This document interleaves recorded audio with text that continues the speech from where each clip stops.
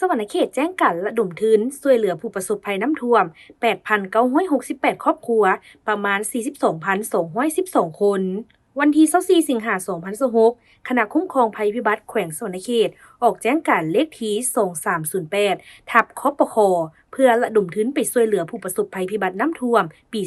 2026เนื่องจากเกิดมีฝนตกหนักหานักหลายติดต่อกันหลายวันในบางเมือง แต่ต้นเดือนสิงหาปัจจุบันเห็นให้เกิดมีน้ำท่วมเป็นบริเวณกว้างในหลายเมืองบางเมืองเกิดมีน้ำไหลสุแห้งกระทันหันเฮ็ดให้มีผลกระทบต่อทรัพย์สินของประชาชน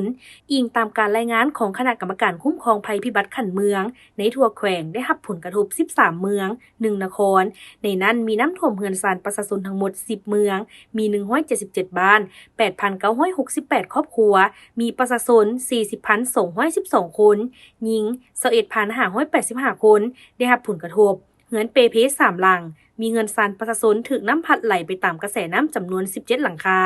มีประชาชนถูกน้ำพัดเฮ็ดให้จมน้ำเสียชีวิต2คนและสูญหาย1คนยกย้ายประชาชนให้ไปอยู่พื้นที่ปลอดภัย4เมืองมี23บ้าน 1,455 ครอบครัวมี 8,677 คนหญิง 4,444 คนและได้ย้ายไปอยู่นำพี่น้องชั่วคราวจำนวน776ครอบครัวมี 3,977 คนหญิง 2,116 คน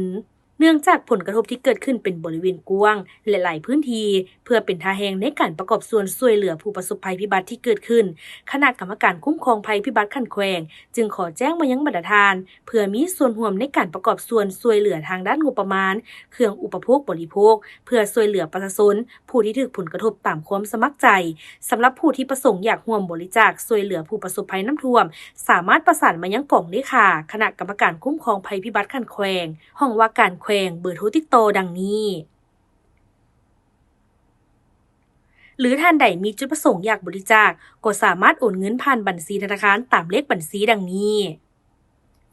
ดังนั้นจึงขอแจ้งมายังทุกภาคส่วนในสังคมเพื่อประกอบส่วนช่วยเหลือบรรเทาทุกข์ผู้ที่ได้รับผลกระทบจากภัยพิบัติและเพื่อร่วมกันช่วยเหลือแก้ไขสภาพการที่เกิดขึ้นให้กลับคืนสู่สภาพปกติโดยไว